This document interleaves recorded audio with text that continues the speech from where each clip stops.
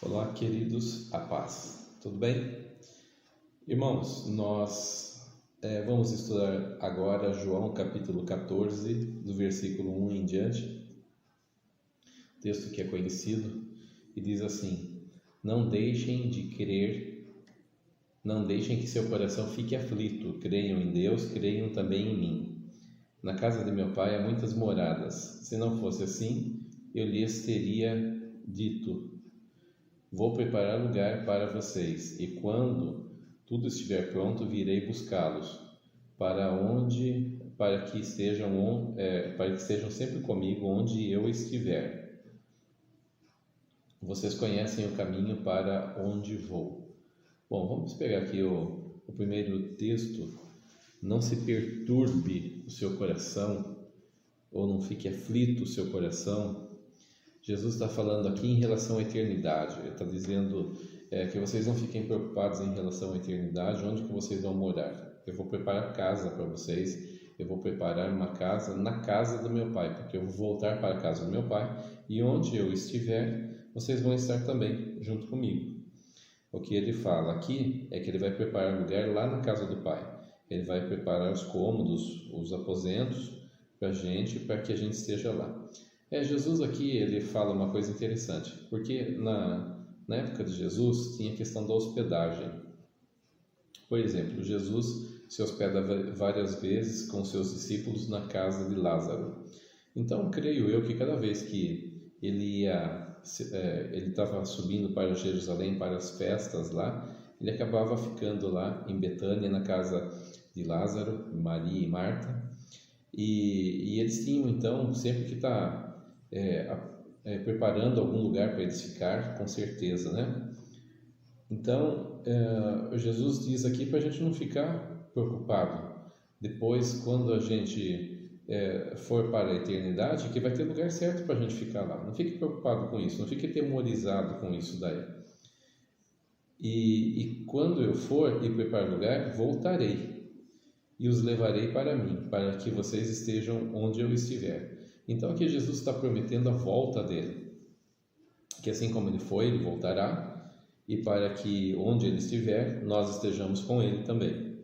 A questão aqui é que, por vivermos com Jesus, entregarmos nossa vida para Jesus, nós vamos viver com ele também.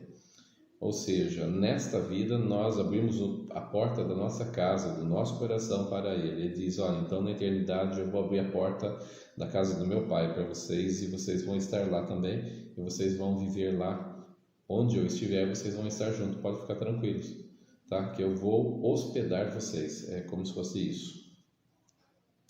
E aí ele diz assim: vocês conhecem o caminho para onde eu vou. Então disse-lhe Tomé, versículo 5: Não sabemos para onde vais. Como podemos então saber o caminho? Jesus respondeu, o versículo tão conhecido. Ele disse: Eu sou o caminho, a verdade e a vida. Ninguém vem ao Pai a não ser por mim. Então esse versículo é muito sugestivo. Esse texto aqui dizem que lá no templo tinha 3 principais portas. Uma porta era a principal porta, que era a porta do caminho. A porta do caminho é aquela que as pessoas vinham de viagem, vinham pelo caminho até chegar no templo, e ali elas tinham que passar pela primeira porta, chamada porta do caminho, que entrava no átrio. O primeiro lugar era o átrio, que era o quintalzão do templo. Depois, uma segunda porta era a porta que somente os sacerdotes poderiam entrar, que era a porta onde eles iam fazer os sacrifícios ali dos animais. Nessa porta é chamada Porta da Verdade. Por que Porta da Verdade? Porque ali na Porta da Verdade eles teriam que apresentar o animal para ser morto por eles, e este animal que seria morto por eles seria averiguado para ver se não tem nenhuma mancha, se não tem nenhum defeito, se estava tudo em ordem com ele. Então ele seria oferecido por eles. Então, ali a pessoa deveria confessar os seus pecados, colocar as mãos sobre a cabeça do animal e ali ele confessar toda a verdade daquilo. Então ficava transparente quem era a pessoa. A terceira porta é chamada Porta da Vida. Porta da Vida é considerada uma porta também. Ela fazia ligação entre o lugar santo com o lugar santo dos santos, que era dividido o templo, assim como o santuário também tinha essa mesma estrutura, que era o átrio, lugar santo, e o lugar santo dos santos, ou lugar santíssimo.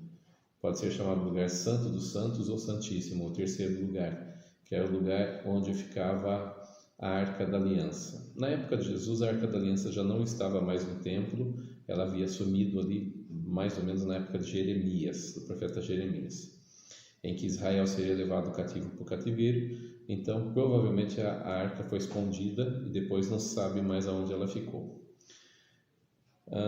O que acontece é que Jesus, ele diz que então, para se chegar, para quem vem vindo do caminho e vai entrar no templo, ele é a porta do caminho. Para quem vai apresentar o sacrifício, ele é a porta da verdade. E para o sumo sacerdote que poderia entrar no lugar santíssimo apenas uma vez por ano para apresentar o sumo sacrifício, que representava todos os outros sacrifícios do ano, representava o sacrifício por todo o povo, então ele entrava na porta da vida. Essa porta da vida era a porta onde Deus gera vida no meio do seu povo, porque a presença de Deus, ela ficava ali sobre a Arca da Aliança, acima das asas dos querubins, ficava suspensa a presença de Deus ali no lugar santíssimo. Então Jesus, ele fala que ele é a porta do caminho, da verdade e da vida, e que ninguém pode chegar à Arca da Aliança, ou seja, ao lugar santíssimo, a presença de Deus, ninguém pode chegar ao Pai a não ser por ele. Então, na realidade, ele quem conduz todo, tanto para quem está muito longe, como quem já está dentro, como quem quer chegar muito mais perto ainda, até a presença de Deus. Se vocês realmente me conhecessem, conheceriam também o meu Pai. Já agora vocês o conhecem e o têm visto. Então aqui Jesus faz uma revelação importante, porque ele fala, depois ele fala que ele é o caminho, a verdade e a vida, ninguém vem ao Pai a não ser por ele. Ele diz, se vocês realmente me conhecessem, conheceriam também o meu Pai. Por que ele fala isso? Porque aqui em Hebreus, no capítulo 1, no versículo 3, fala assim: o Filho é o resplendor da glória de Deus e a expressão exata do seu ser, sustentando todas as coisas pela sua palavra poderosa. Depois de ter realizado a purificação dos pecados, ele se assentou à direita da majestade nas alturas, tornando-se tão superior aos anjos quanto o nome que herdou é superior ao deles. Então a gente vê aqui que ele é a expressão exata do Pai. Por isso, não que Jesus e o Pai são a mesma pessoa, não. Os dois na realidade estão tão ligados, mas Jesus, ele é o resplendor da glória do Pai. É como se, deixa eu tentar explicar para vocês. A luz, por exemplo, a luz a luz fluorescente, que é essa luz que tem a camada branca no vidro dela, a luz que está ali dentro é uma luz invisível. Se você tirar aquela camada branca, você não enxerga aquela luz. Ela continua deixando, embora a luz esteja irradiando, mas é uma luz numa frequência que não ilumina, não é visível. Então, aquela tinta branca na lâmpada fluorescente, seja ela do modelo que for, faz com que os raios ali, quando passam pelo vidro e por aquela tinta, tornem a luz branca. E ao se tornar branca, ela se torna visível, tá? Então, tudo que nós enxergamos quando olhamos para uma lâmpada daquela é por causa da tinta branca que está ali, que é um filtro que faz com que a gente veja. Da mesma forma, Jesus, então, ele é o resplendor da glória do Pai. isso que nós vemos refletir através de Jesus, tanto a bondade, a misericórdia, o grande amor de Deus, a questão de Deus ser uma pessoa santa e tudo mais, tudo que se pode conhecer de Deus foi revelado por Jesus Cristo. Ele já estava presente no Antigo Testamento, e ali no Antigo Testamento ele andava ali como anjo do Senhor. Ele se revelava periodicamente, frequentemente a Israel, e ali então ele se revelou aos profetas, quando a palavra diz assim: e veio a minha palavra do Senhor. Essa palavra, que é o mesmo que verbo, veio a mim o verbo do Senhor, a palavra viva de Deus. Ali quem estava se revelando para eles era Jesus. Jesus se revelava a eles. Então Jesus é a revelação de quem Deus é. Então Deus é uma pessoa, o Pai Celestial é uma pessoa real, uma pessoa imensa, gigantesca, amorosa, piedosa, uma fonte de amor inesgotável. E aí Jesus é como se fosse o porta-voz, porque ele vem se comunicar com o homem e ele se torna visível, e ali então o homem conhece Deus através de Jesus. Filipe disse: Senhor, mostra-nos o Pai e isso nos basta. Jesus respondeu: Você não me conhece, Filipe? Você não me conhece, Filipe, mesmo depois de eu ter estado com vocês durante tanto tempo?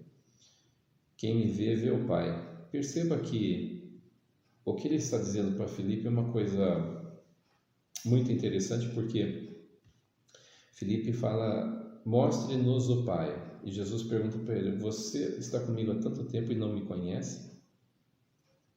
O que Jesus está querendo dizer com uma pergunta dessa?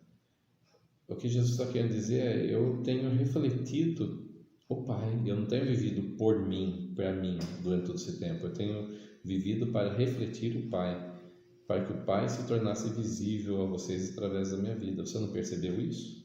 É como se você estivesse perguntando isso. Quem me vê, vê o Pai. De tal forma que tudo que se pode saber e ver ao Pai é através de Jesus.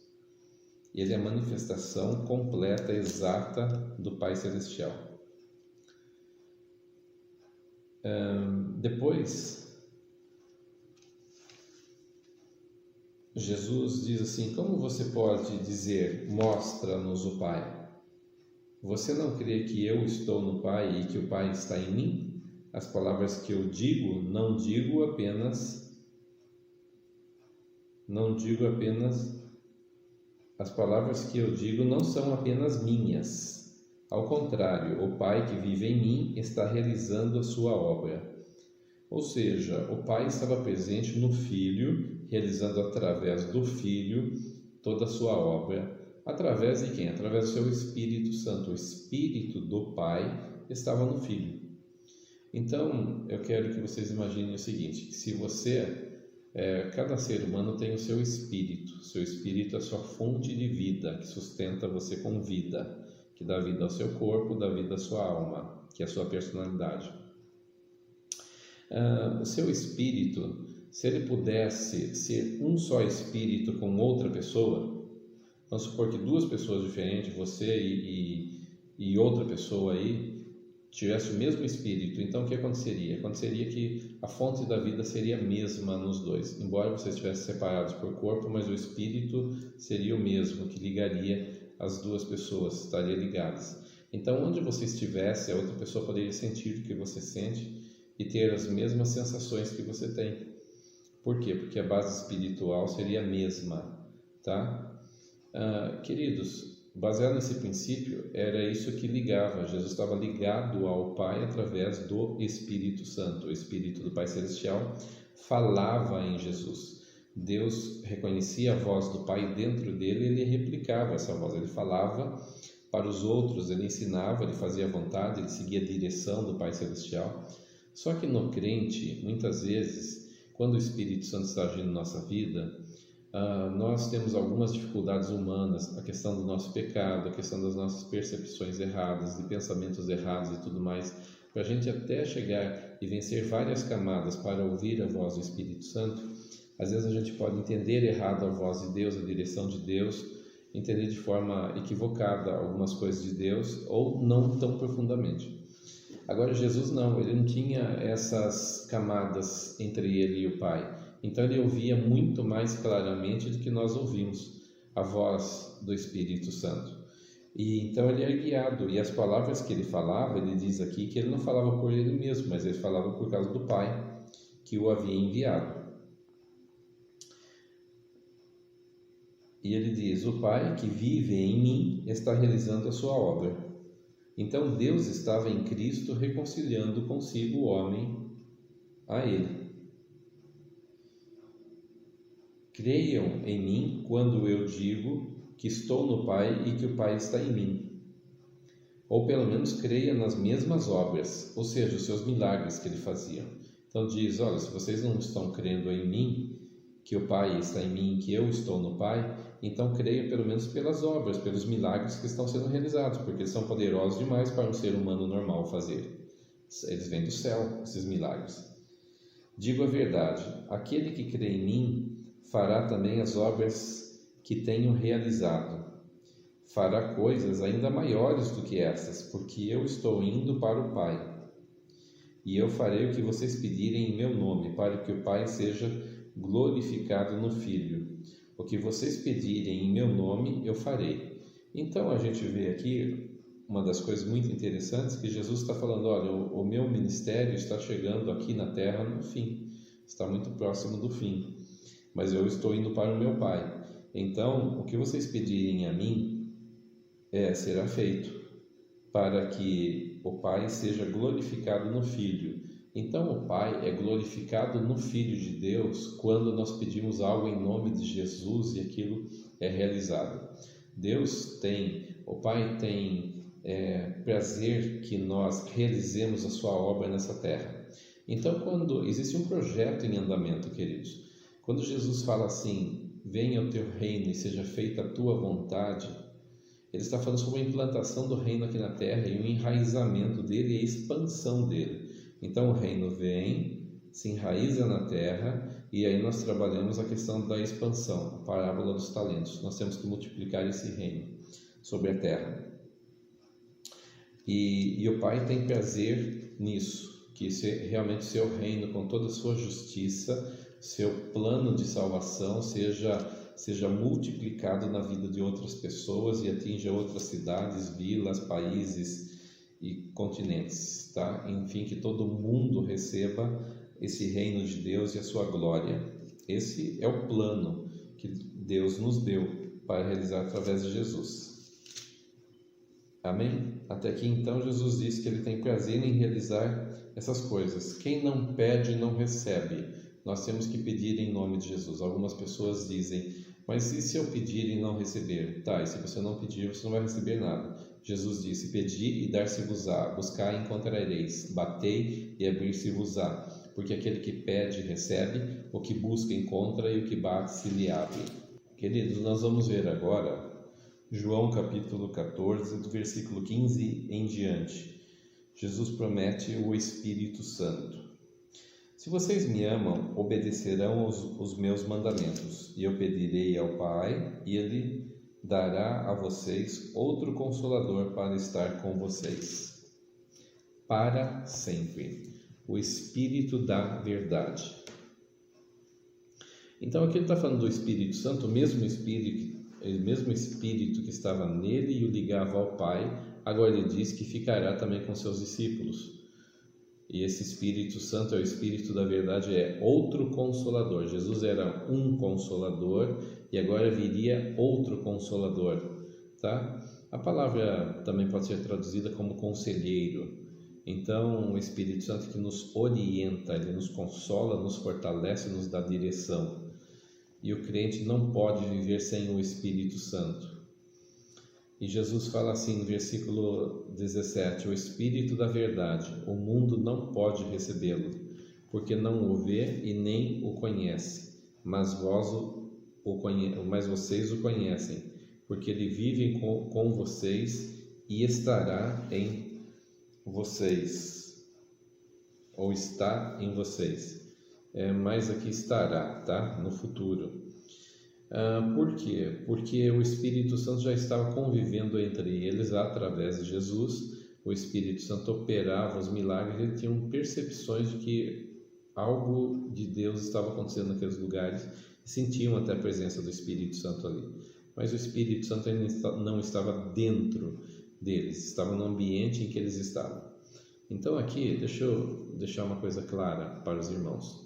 Existe um diferencial entre você ter a presença do Espírito Santo dentro de você e o Espírito Santo estar presente no ambiente. O Espírito Santo, quando ele está presente na sua vida, você traz em si essa presença gloriosa dele e ele te acompanha por onde for. A outra questão é essa presença do Espírito Santo no ambiente do culto, num ambiente onde 2 ou 3 estiverem reunidos no nome dele ali.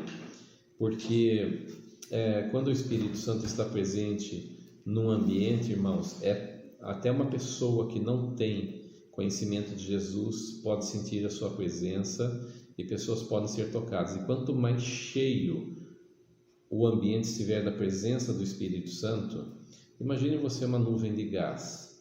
Então, é como se fosse uma nuvem de gás. Então, ela pode estar em quantidades diferentes. E, de repente, essa quantidade da presença do Espírito Santo vai enchendo de tal forma um ambiente que fica lotado da presença do Espírito Santo, de forma que todo crente pode sentir, inclusive incrédulos podem sentir também, serem tocados pela presença. E quanto mais lotada da presença do Espírito Santo o ambiente estiver, mais propenso aquele lugar fica para milagres e para as operações espirituais. Então o Espírito Santo, uma coisa é a presença dele, mas o fato de Jesus dizer: onde estiverem 2 ou 3 reunidos no meu nome, ali eu estarei no meio deles. Então Jesus está, mas não é só Jesus estar, mas a quantidade em que Jesus está. Se o ambiente está cheio, lotado da presença de Deus, ali um riscar de um palito de fósforo nessa nuvem da glória de Deus, de repente pode haver uma explosão imensa das coisas de Deus e milagres acontecerem. Jesus diz que o mundo não pode receber o Espírito Santo, o mundo não conhece, para o mundo não faz o menor sentido o Espírito Santo, não sabe quem ele é, não tem contato com ele, mas vocês o conhecem, porque ele vive com vocês e estará em vocês. O Espírito Santo é uma pessoa. Jesus está dizendo, vocês o conhecem, está tratando ele como uma pessoa, porque ele vive com vocês e estará em vocês. Não os deixarei órfãos, voltarei para vocês. Então Jesus promete aqui que ele voltaria, tá? Agora, aqui tem um sentido aqui que a orfandade que Jesus fala aqui, ela significa que um dia Jesus voltará realmente para buscar a sua igreja, estaremos para sempre com ele, conforme ele prometeu nos versículos anteriores. Mas também não nos deixaria órfãos, porque ele enviaria o seu Espírito Santo, tá? Dentro de pouco tempo o mundo não me verá mais, vocês porém me verão, porque eu vivo, vocês também viverão. Versículo 20. Naquele dia conhecerão, compreenderão que estou em meu Pai, vocês em mim e eu em vocês.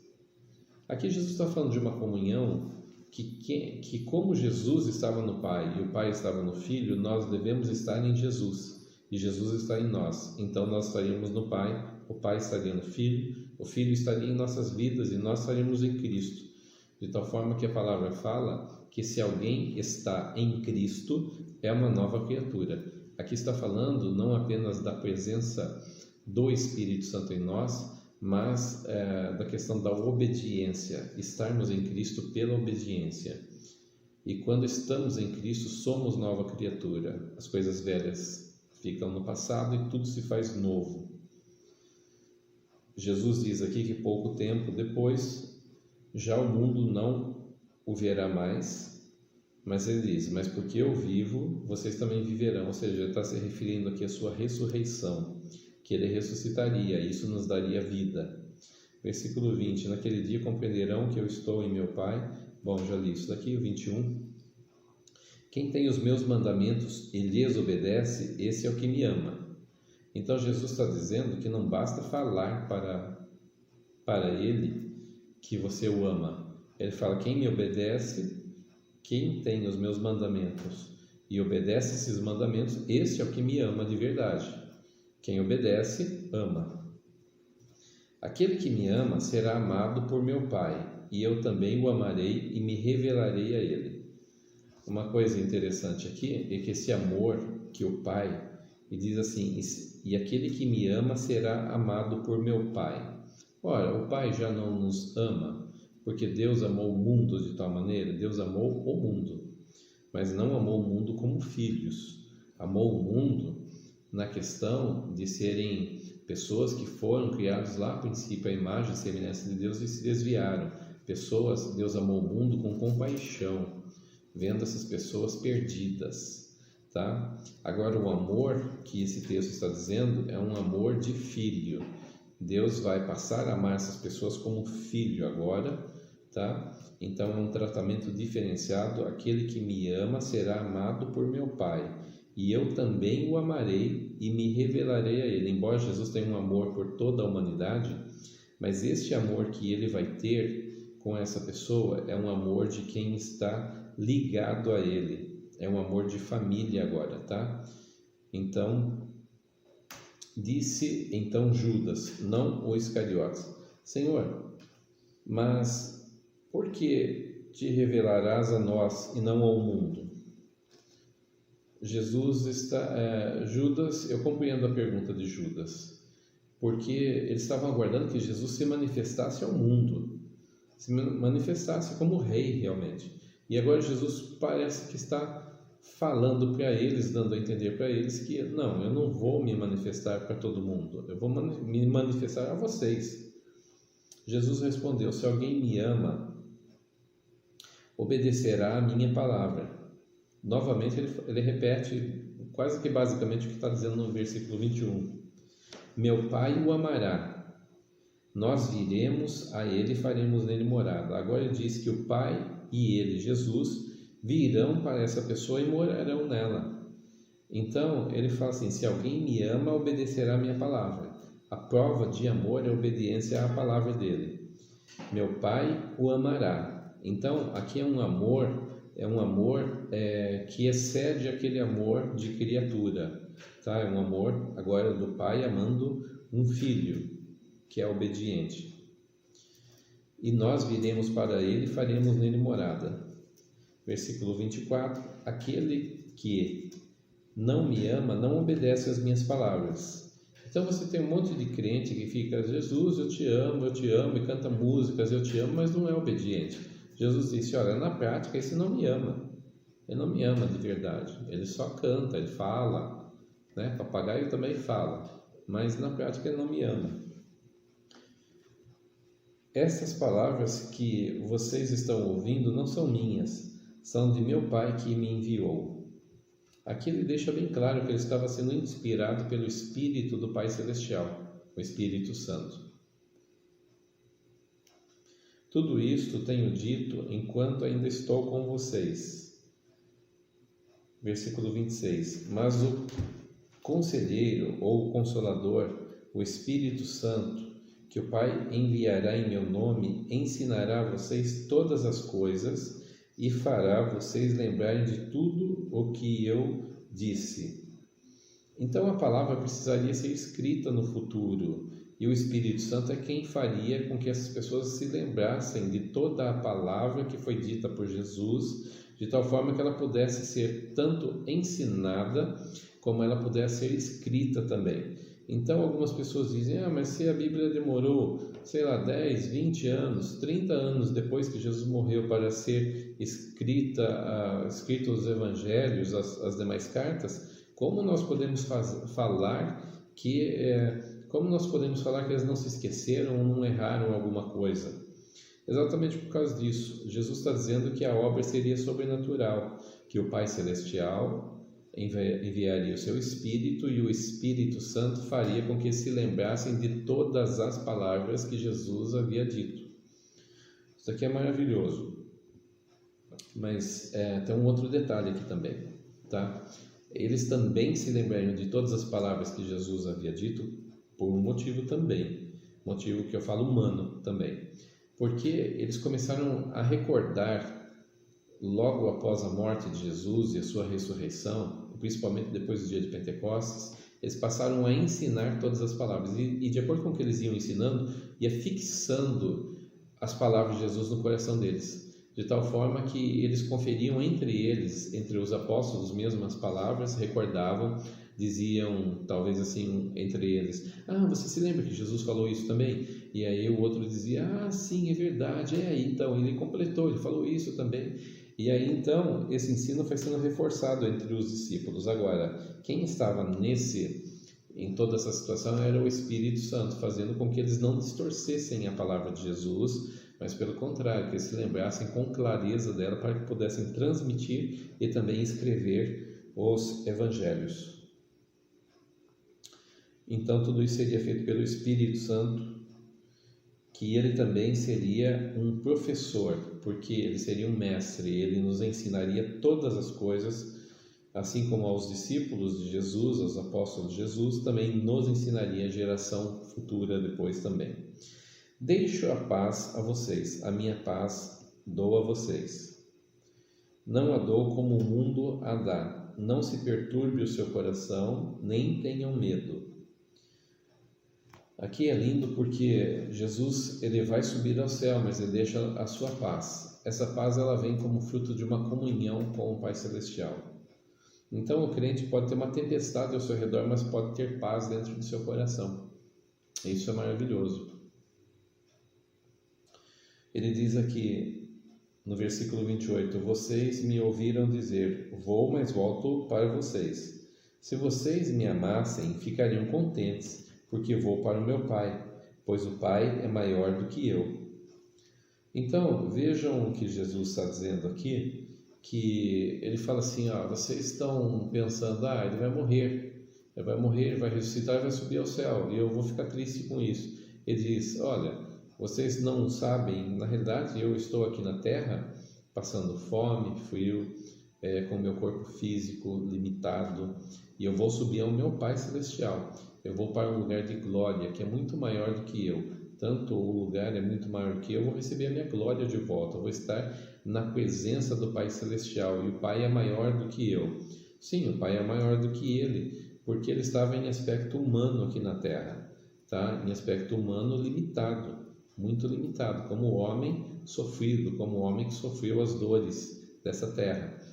Então agora ele iria para o Pai, ou seja, Jesus está dizendo, vocês não ficam contentes, como se ele estivesse dizendo, eu vou ser promovido, gente, eu vou estar sendo promovido, eu vou estar saindo aqui do estado da terra de sofrimento e vou para um lugar de glória.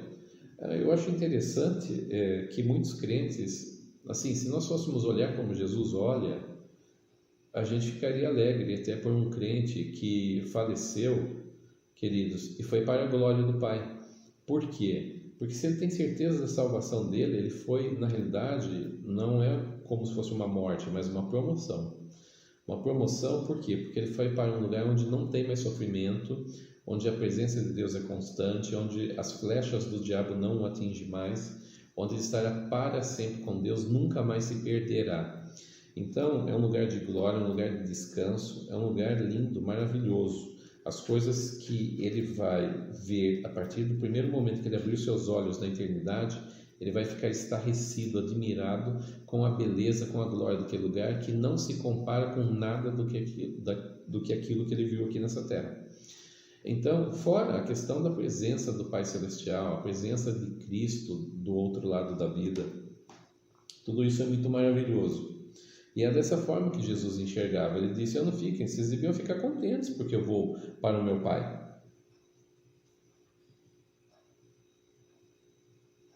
Isso eu digo agora, antes que aconteça, para que quando acontecer, vocês creiam. Ou seja, ele está falando aqui mais especificamente, não apenas da morte, mas da sua ressurreição.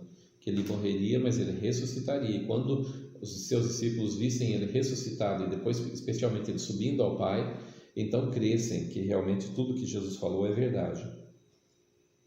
Já não falarei muito, pois o príncipe deste mundo está vindo. Ele se refere aqui ao diabo, a Satanás, o principal dos demônios. Ele está chegando o momento dele.